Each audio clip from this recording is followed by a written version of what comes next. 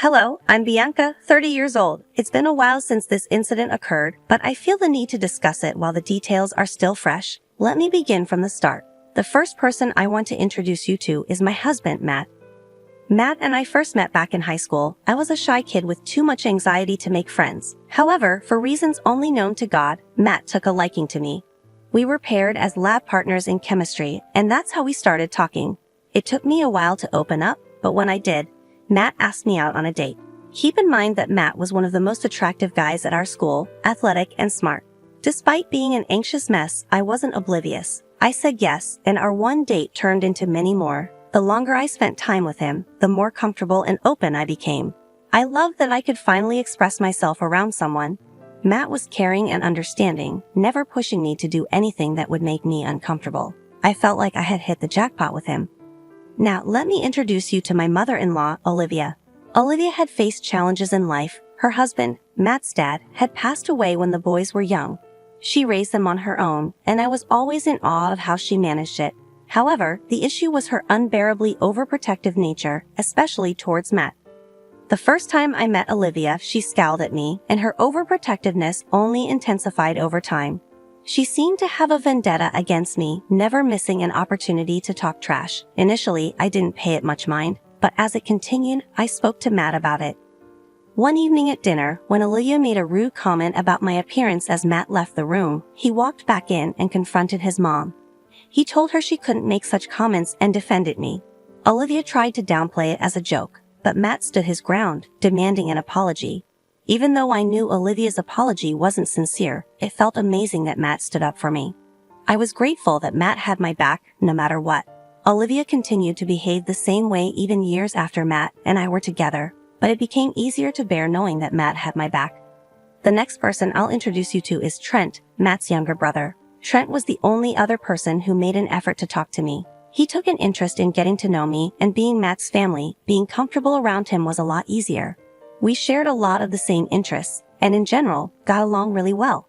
Matt was actually happy that I got along with at least one of his family members. For the longest time, I thought I had made a special friend with Trent, but as I tell you the events of the story, you'll realize just how wrong I was. The last person I want to introduce you to is Rachel, Trent's wife, and my sister-in-law. Rachel was the kind of person to bend over backwards to please someone else, regardless of whether the person was right or wrong.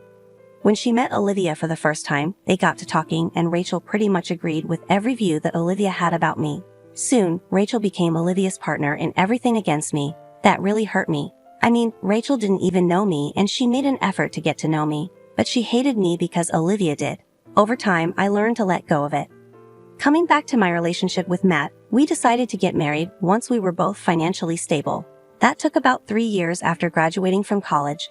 Once we had well-paying jobs and were able to purchase a house, we decided to tie the knot. Of course, Olivia was not happy with that. She tried to sabotage our relationship in many ways while we were engaged. For example, she tried to convince Matt that he was settling for me without ever having gone out with anyone else. She even tried to set him up on dates with other women, which he vehemently disagreed with. That one really hurt. I knew she didn't like me, but to actively try to make her son a cheater, something was deeply wrong with her.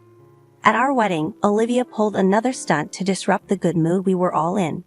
When it was her turn to make a toast, she began to talk about how her son was marrying a woman she disapproved of and genuinely hoped that he would come to his senses soon and leave me. I cried, obviously, but Matt was furious. He had her kicked out, and for the rest of the night, he never left my side. That incident was what made Matt and me lose contact with Olivia. We didn't speak to her, except for the holidays, for the entirety of the next 2 years. We only saw her at Trent's wedding, and we tried our best to avoid her because, quite frankly, we were happy for Trent. We were trying to celebrate his big day, but somehow Olivia managed to corner us and she asked to talk. Matt didn't want to give her a chance, but I asked him to let her speak. After all, we could hear her out, but we didn't have to accept what she said. Look, I just wanted to say that I'm really sorry for everything I said that day at your wedding.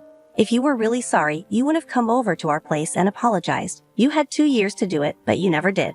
I felt embarrassed. There was no way for me to behave on my son's big day, and I should have realized that if my son was happy, I should have been happy too.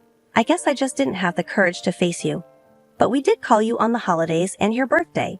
Even if you couldn't apologize face to face, you could have done it over the phone. It was just very hard for me. Okay, I'm still owning up to my mistake. I'm sorry, I'm still angry with you, and if Bianca doesn't forgive you, we'll go back to the way we've been operating these past 2 years.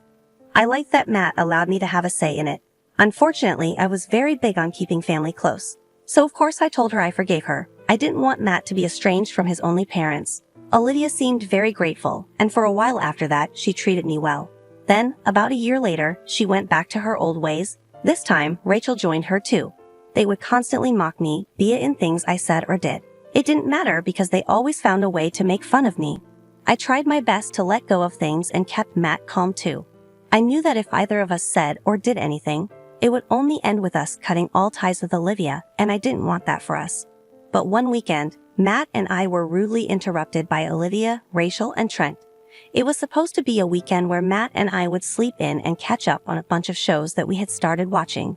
But that plan went out of the window when we heard banging on the front door. I lazily made my way to the door, and as soon as I opened it, Olivia and Rachel pushed past me and walked in. Trent followed them too, each of them holding a box that looked a little heavy. As Matt walked over to the living room, I could see that he was just as confused as I was. What's going on? What are you guys holding? This right here is proof. Proof of what? Of you having an affair. Excuse me, what makes you think that I've been having an affair?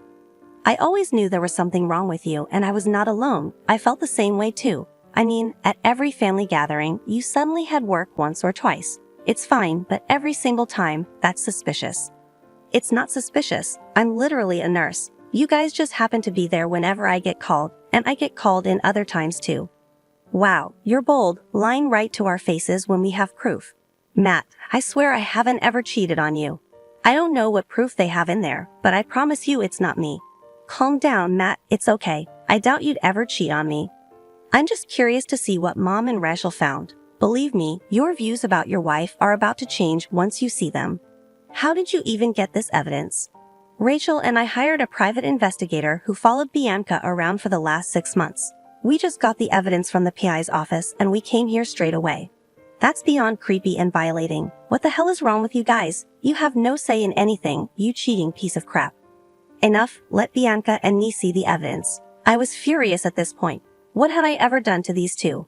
I had always made sure that I had been out of their way, and yet they tried to come between Matt and me. To hire a private investigator to follow me around for 6 months, that made my skin crawl.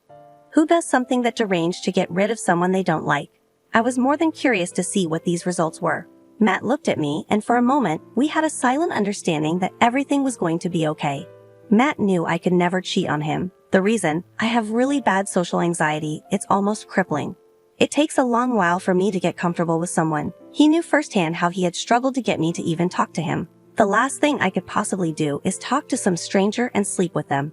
Granted, working as an oncology nurse had been helping me get over my anxiety. I would come home after work and just shut down for the next few hours, and Matt had seen and dealt with all that from the start of our relationship. I had never met someone who was so understanding and patient. I had always thought that I would end up being single for the rest of my life. So, when the universe dropped the perfect guy for me in my lap, why the hell would I do something so horrible to him? We opened one of the boxes and saw quite a large number of pictures, and there were some of the investigators' notes paired along with them. But in all of those pictures, there weren't any clear faces. This woman did look shockingly like me, and for a second, my heart did drop. I turned to look at Matt, and his face had drained of color. I began panicking, so I searched the pictures for any signs that might prove that it wasn't me. I could hear Olivia and Rachel sniggering behind me. I was so close to giving up and crying until I came across this one picture where this girl had a tattoo on her right arm. I had no tattoos. I showed the picture to Matt, and his fear turned to confusion. It was like we were speaking in a silent language. I immediately knew that we had to figure out whose pictures we were looking at. We opened the other 2 boxes and began to scour through those pictures and notes. And that's when, in one of the notes, the investigator mentions me getting into a car with a particular license plate that looked very, very familiar. I couldn't quite put my finger on it, so I showed it to Matt. He took one look at it and burst out laughing. All of us stared at him in confusion. Matt then leaned down to my ear and whispered whose car it was. I was so shocked that I couldn't help but burst out laughing too. Olivia, Rachel, and Trent looked very confused. Now they waited for either Matt or me to explain what we were laughing about, but that never happened because Matt and I kept going through the pictures and just laughing even more. This made Olivia and Rachel really irritated, so they spoke up. What's going on?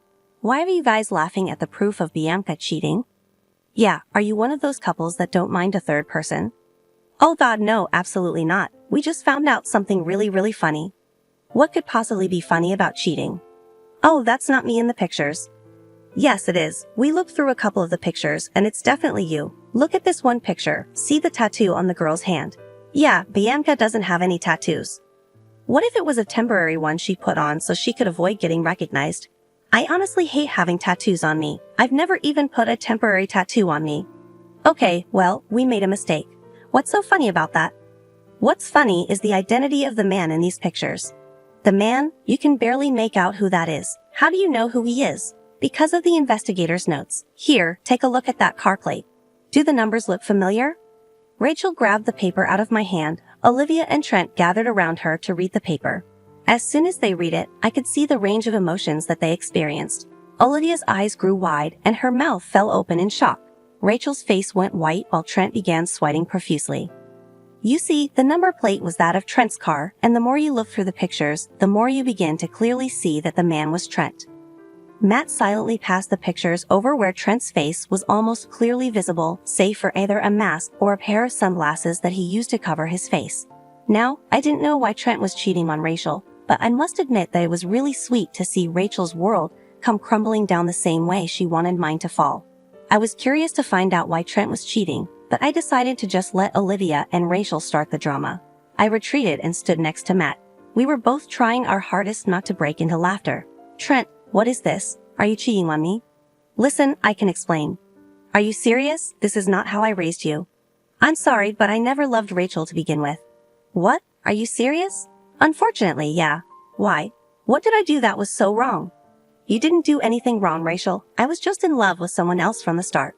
Who was it? Bianca. Excuse me? What the hell is wrong with you? Man, really? You were in love with Bianca? You chose this ugly witch over me. Since when? I've been in love with her since Matt introduced her to us. She was just so beautiful and she was calm and quiet. I don't know, I like that. Plus, when she did get comfortable enough with me, I found out that we shared a lot of the same interests. Oh god, I'm going to be sick. So, you found someone who looked just like Bianca. I knew you guys were already trying to ruin their marriage. I sort of hoped I could speed it up, and if they did get divorced, I could swoop in and have her. First of all, she is not some property that you can have. Secondly, get the hell out of my house. You are sick and twisted and beyond any help. I hope you rot. Never come back, never speak to me or Bianca again. As for you guys, Mom and Rachel, I want you out too. But we didn't even do anything. You did enough. I entertained your little game, but now I am done. It's beyond disgusting that you hired someone to follow my wife around so you could try and break up my marriage. I want nothing to do with any of you. Out. I can't even begin to describe how queasy I felt. That was the last thing I expected. I just remember Matt holding me until I started breathing regularly. I was disgusted by the way Trent saw me. I had only gotten comfortable with him because he was the only one in Matt's family who actually tried to get to know me. But to find out that he had made that effort because he wanted me was beyond disgusting. Matt was not feeling any better. He was fuming. He couldn't believe that his own brother was capable of being such a creep. He promised me that he would stand by any decision I made regarding everything that happened. I obviously wanted zero contact with all of them, especially Trent. I never wanted to see his face ever again. Of course, Trent did try to reach out to me about a month after everything had happened. He actually tried to convince me to leave his brother. I later found out that he had sent those messages to me after he had gotten divorced and lost everything he had to Rachel. I had blocked him right away then, but when I think back on it now, it's amazing that he possessed that amount of audacity. Anyway, I had to go back to therapy for a while after that incident. I needed a place to vent about my feelings, and since it concerned his brother, Matt would get too wound up about it. He too went to therapy to sort his feelings out. It's been about a year since all of that happened. Matt and I have moved on and are living full and happy lives.